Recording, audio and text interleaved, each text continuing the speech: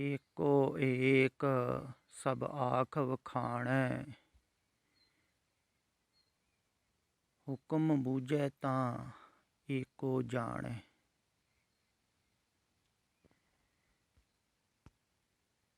ਕਹਿਤ ਨਾਨਕ ਹਉਮੈ ਕਹੈ ਨ ਕੋਇ, ਆਖਣ ਵੇਖਣ ਸਭ ਸਾਹਿਬ ਤੇ ਹੋਏ। ਇਹ ਉਹਨੂੰ ਕਿਹਾ ਗਿਆ ਹੈ ਜਿਹੜਾ ਧਾਰਮਿਕ ਵਿਅਕਤੀ ਬਹੁਤ ਹੀ ਸਮਝਦਾਰ ਵਿਚਾਰਕ ਜਾਂ ਪੰਡਿਤ ਹੋਵੇਗਾ, ਉਹਨੂੰ ਇਹ ਕਹਿ ਰਹੇ ਹਨ ਸਤਿਗੁਰੂ ਵੀ ਤੂੰ ਭਾਵੇਂ ਇੱਕੋ ਇੱਕ ਕਹਿ ਰਿਹਾ ਹੈ, ਬਹੁਤੇ ਹੀ ਵਖਾਣ ਕਰ ਰਹੇ ਹਨ ਇੱਕੋ ਇੱਕ ਦਾ ਵੀ ਪਰਮਾਤਮਾ ਇੱਕ ਹੈ, ਅੱਲਾ ਇੱਕ ਹੈ, ਰਾਮ ਇੱਕ ਹੈ। ਦੇਖੋ ਕਹਿ ਰਹੇ ਹਨ ਨਾ, ਫਿਰ ਵੀ ਲੜ ਰਹੇ ਹਨ।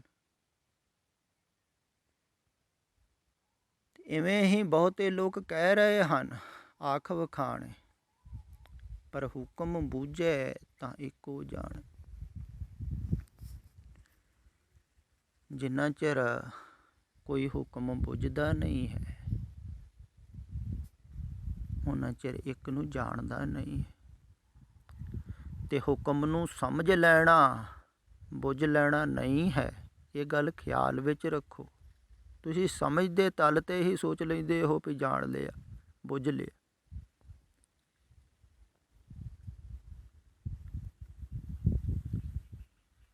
ਨਾਨਕ ਹੁਕਮੇ ਜੇ ਬੁੱਝੇ ਤਾਂ ਹਉਮੈ ਕਹੈ ਨ ਕੋਇ। ਹੁਣ ਕਈ ਐਸਾ ਖਿਆਲ ਕਰਦੇ ਹਨ,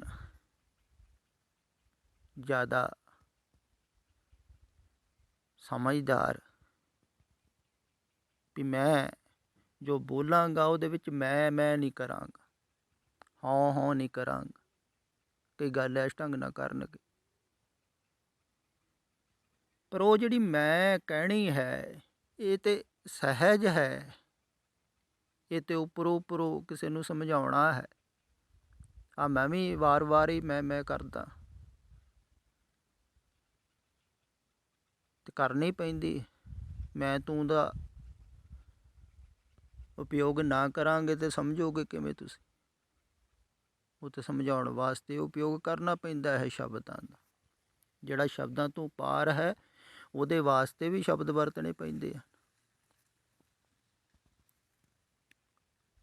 ਤੇ ਸਹਿਜ ਹੈ, ਐਸਾ ਨਹੀਂ ਹੈ।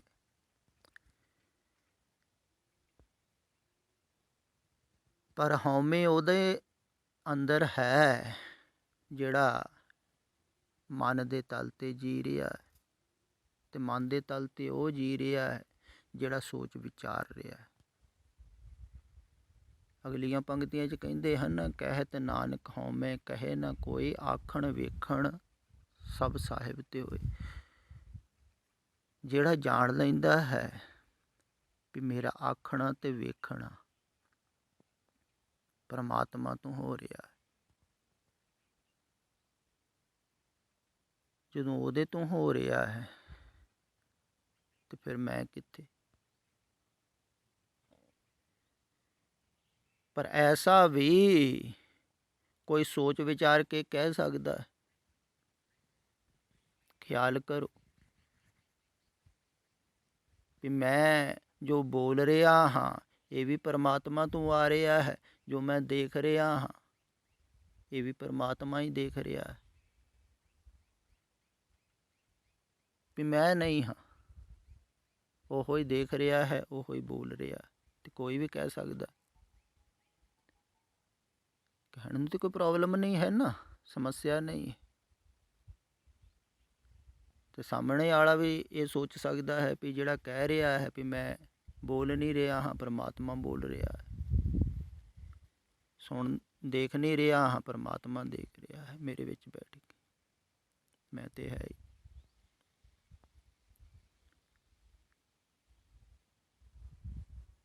ਪਰ ਉਹ ਬੰਦਾ ਆਪਣੇ ਆਪ ਨੂੰ ਧੋਖਾ ਦੇ ਰਿਹਾ ਹੈ,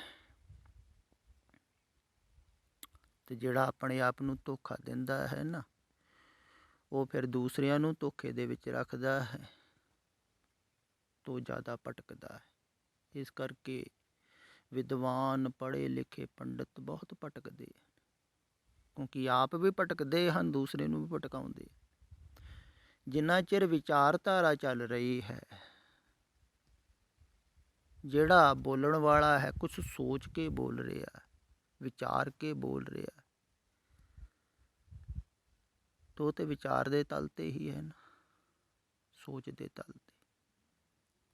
ਤੇ ਇੱਥੇ ਸੋਚ ਵਿਚਾਰ ਤੋਂ ਉੱਪਰ ਜਿਹੜਾ ਪਹੁੰਚ ਗਿਆ ਹੈ, ਉਹ ਜਾਣਦਾ ਹੈ ਕਿ ਮੈਂ ਨਹੀਂ ਦੇਖ ਰਿਹਾ, ਉਹ ਜਾਣਦਾ ਹੈ ਮੈਂ ਬੋਲ ਰਹੀ ਹਾਂ। ਬੋਲ ਕੋਈ ਹੋਰ ਰਿਹਾ ਹੈ, ਦੇਖ ਕੋਈ ਹੋਰ ਰਿਹਾ ਹੈ। ਭਾਵ ਕਿ ਉਹ ਸੁੱਖ ਦੁੱਖ ਤੋਂ ਵੀ ਪਾਰ ਚਲੇ ਗਿਆ, ਉਹ ਆਨੰਦ 'ਚ ਚਲੇ ਗਿਆ ਨਾ। ਹੁਣ ਸਰੀਰ ਨੂੰ ਸੁੱਖ ਦੁੱਖ ਹੁੰਦਾ ਹੈ, ਉਹਨੂੰ ਨਹੀਂ ਹੁੰਦਾ ਹੈ। ਕਿਹਾ ਵੀ ਹੈ ਨਾ, ਸੁੱਖ ਦੁੱਖ ਜਿਹੇ ਪਰਸੇ ਨਾ ਹਨ। ਕਹਿੰਦੇ ਜਿਹਨੂੰ ਸੁੱਖ ਦੁੱਖ ਜਿਹੜਾ ਨਾ ਸਪਰਸ਼ ਨਹੀਂ ਕਰਦਾ, ਉਹ ਸੁੱਖ ਦੁੱਖ ਤੋਂ ਪਾਰ। ਤੇ ਜਿਹੜਾ ਸਰੀਰ ਤੋਂ ਪਾਰ ਹੋ ਗਿਆ, ਜਿਹਨੇ ਸਰੀਰ ਨੂੰ ਦੇਖ ਲਿਆ ਵੀ ਸਰੀਰ ਇੱਕ ਗੱਡੀ ਦੀ ਤਰ੍ਹਾਂ ਹੈ, ਇੱਕ ਰੱਥ ਦੀ ਤਰ੍ਹਾਂ ਹੈ, ਤੇ ਲਹਿਦਾ ਹੈ, ਮੈਂ ਹੀ ਸਰੀਰ ਨਹੀਂ ਹਾਂ। ਇਸੇ ਕਾਰਨ ਹੀ ਉਹ ਸਰੀਰ ਦੇ ਸੁੱਖ ਦੁੱਖ ਜਿਹੜੇ ਹਨ, ਉਹ ਸਰੀਰ ਦੇ ਹੀ ਜਾਣਦਾ।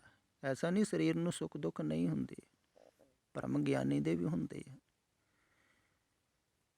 ਜਦੋਂ ਗੁਰੂ ਅਰਜਨ ਦੇਵ ਜੀ ਨੂੰ ਤਤੀ ਤਵੀ 'ਤੇ ਬਿਠਾਇਆ ਗਿਆ, ਸਿਰ 'ਚ ਰੇਤਾ ਪਾਇਆ ਗਿਆ, ਤੇ ਸਰੀਰ ਤੇ ਦੁਖੀ ਹੋਇਆ ਹੀ ਹੈ ਨਾ, ਸੜਿਆ ਹੀ ਹੈ, ਤੜਫਿਆ ਵੀ ਹੋਵੇਗਾ,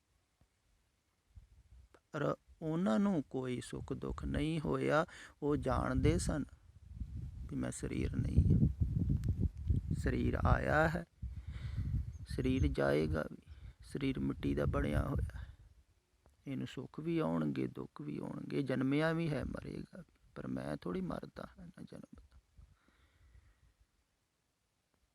ਉਹ ਪਾਰ ਹੁੰਦੇ ਹਨ ਸੁੱਖ ਦੁੱਖ ਤੋਂ, ਆਨੰਦ ਦੇ ਵਿੱਚ।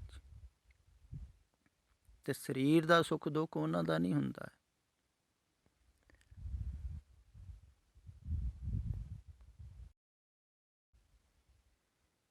ਸਰੀਰ ਦਾ ਜਿਹੜਾ ਸੁੱਖ ਦੁੱਖ ਹੈ ਨਾ, ਇਹ ਉਹਨਾਂ ਦਾ ਨਹੀਂ ਹੁੰਦਾ।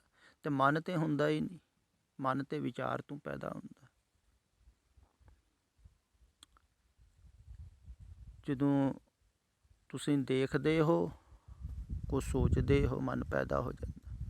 ਉਹ ਸਿਰਫ ਦੇਖਦੇ ਹਨ, ਸੋਚਦੇ ਨਹੀਂ ਹਨ ਬਹੁਤ।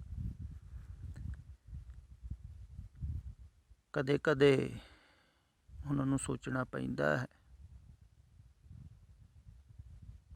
ਪਰ ਉਹ ਜ਼ਿਆਦਾ ਦੇਰ ਸੋਚਣ ਵਿੱਚ ਰਹਿੰਦੇ ਨਹੀਂ ਹਨ, ਕਿਉਂਕਿ ਸੋਚਣਾ ਔਖਾ ਹੋ ਜਾਂਦਾ ਹੈ, ਥੱਲੇ ਆਉਣਾ ਹੋ ਜਾਂਦਾ ਹੈ ਨਾ। ਤੇ ਜਦੋਂ ਉਹ ਬੋਲਦੇ ਵੀ ਹਨ ਤਾਂ ਵੀ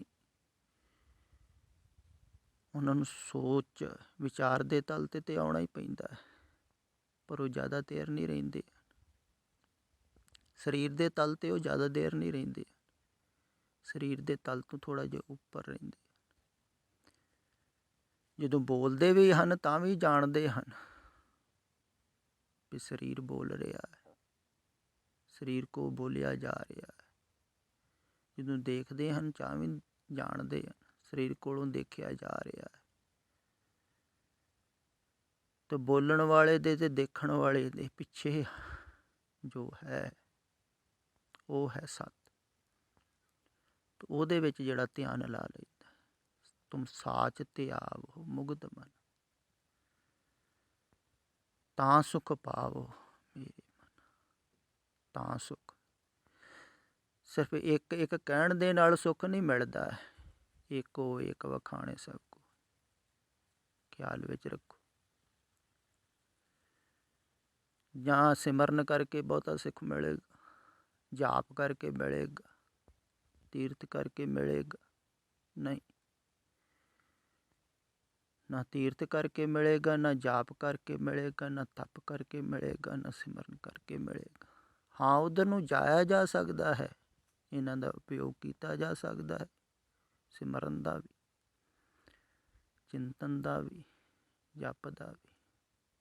ਉਸ ਧਿਆਨ ਦੇ ਵਿੱਚ ਜਾਣ ਵਾਸਤੇ ਉਪਯੋਗ ਹੈ ਸਿਮਰਨ, ਸ਼ਬਦ ਦਾ ਵੀ ਉਪਯੋਗ ਹੈ। ਖਿਆਲ ਵਿੱਚ ਰੱਖੋ, ਜਿਵੇਂ ਆ ਉਪਦੇਸ਼ ਦਾ ਉਪਯੋਗ ਹੈ ਉਹ ਸੱਤ ਵੱਲ ਨੂੰ ਜਾਣ ਵਾਸਤੇ। ਜਿਹੜਾ ਪਹੁੰਚ ਗਿਆ ਫਿਰ ਉਹਨੂੰ ਲੋੜ ਥੋੜ੍ਹੀ ਹੈ ਪਾਠ ਕਰਨ ਦੀ, ਉਪਦੇਸ਼ ਪੜ੍ਹਨ ਦੀ, ਉਪਦੇਸ਼ ਸੁਣਨ ਦੀ। ਉਹ ਤਾਂ ਪਹੁੰਚ ਹੀ ਗਿਆ।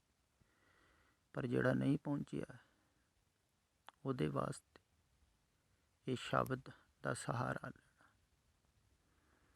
ਸੱਤ ਵੱਲ ਨੂੰ ਜਾਣ ਵਾਸਤੇ, ਸੱਤ ਦੇ ਧਿਆਨ ਵਾਸਤੇ। ਤੇ ਸੱਤ ਦਾ ਧਿਆਨ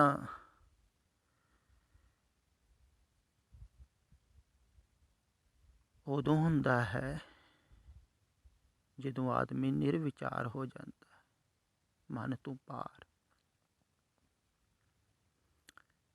ਤੇ ਪਹਿਲਾਂ ਇਕਾਗਰ ਹੋਣਾ ਹੈ। ਇਕਾਗਰ ਤੇ ਕਿਸੇ ਸ਼ਬਦ ਦੇ ਸਹਾਰੇ ਹੋਇਆ ਜਾ ਸਕਦਾ ਹੈ, ਸਵਾਸਾਂ ਦੇ ਸਹਾਰੇ। ਇਹ ਮੈਂ ਕਹਿੰਦਾ ਹਾਂ ਨਾ, ਸਾਰੇ ਉਪਯੋਗੀ ਹਨ। ਸਿਮਰਨ, ਜਪ, ਤਪ, ਕੋਈ ਵੀ ਵਿਧੀ ਦਾ ਉਪਯੋਗ ਕੀਤਾ ਜਾ ਸਕਦਾ ਹੈ ਇਕਾਗਰਤਾ ਵਾਸਤੇ। ਇਕਾਗਰਤਾ ਫਿਰ ਦੂਰ ਵੀ ਹੋ ਸਕਦੀ, ਸਤਿਗੁਰੂ ਦੀ ਲੋੜ ਨਹੀਂ ਹੁੰਦੀ। ਇਕਾਗਰ ਤੇ ਆਮ ਸਧਾਰਨ ਲੋਕ ਵੀ ਹੋ ਜਾਂਦੇ ਹਨ, ਮੰਤਰ ਤੰਤਰ ਕਰਨ ਵਾਲੇ ਵੀ ਹੋ ਜਾਂਦੇ ਹਨ। ਸਿੱਧੀ ਕਰਨ ਵਾਲਾ ਵੀ ਇਕਾਗਰ ਹੀ ਹੁੰਦਾ ਹੈ ਨਾ, ਇਕਾਗਰ ਹੋ ਕੇ ਸਿੱਧੀ ਆਉਂਦੀ ਹੈ। ਇਕਾਗਰਤਾ ਦੇ ਵਿੱਚ ਫਿਰ ਜੋ ਖਿਆਲ ਕਰਦਾ ਹੈ ਹੋ ਜਾਂਦਾ ਹੈ, ਸਿੱਧੀ ਹੋਊਗੀ। ਤੇ ਇਕਾਗਰ ਕਰਨ ਵਾਲਾ ਕੋਈ ਵੀ ਇਕਾਗਰ ਹੋ ਸਕਦਾ ਹੈ। ਇਕਾਗਰ ਹੋਣਾ ਕਠਿਨ ਨਹੀਂ ਹੈ, ਪਰ ਇਕਾਗਰ ਹੋਣਾ ਵੀ ਆਮ ਸਧਾਰਨ ਵਾਸਤੇ ਤਾਂ ਕਠਿਨ ਹੈ। ਪਰ ਇਕਾਗਰਤਾ ਤੋਂ ਅੱਗੇ ਸੱਤ ਦੇ ਵਿੱਚ ਧਿਆਨ ਸਤਿਗੁਰੂ ਦੁਆਰਾ ਫਿਰ ਲੱਗਦਾ ਹੈ। ਪਰ ਸਤਿਗੁਰੂ ਦੇ ਨਾਲ ਹੋਵੇ ਤੇ ਫਿਰ ਬਹੁਤ ਹੀ ਹੋਰ ਸੁਖਾਲਾ ਹੋ ਜਾਂਦਾ ਹੈ, ਕਿਉਂਕਿ ਸਹਿਜ ਸੁਭਾਏ ਧਿਆਨੀ ਕੋਲ ਧਿਆਨ ਆ ਜਾਂਦਾ। ਕਿਹਾ ਵੀ ਹੈ ਨਾ, ਸੰਤ ਸੰਗ ਨਹੀਂ ਕਿਛ ਕਾਲ, ਦਰਸ਼ਨ ਭੇਟਤ ਹੋਤ ਨਿਹਾਲ। ਉਹ ਸਤਿਪੁਰਸ਼ ਦੇ ਨਾਲ ਕੋਈ ਕਾਲਣਾ ਦੀ ਲੋੜ ਨਹੀਂ ਹੈ।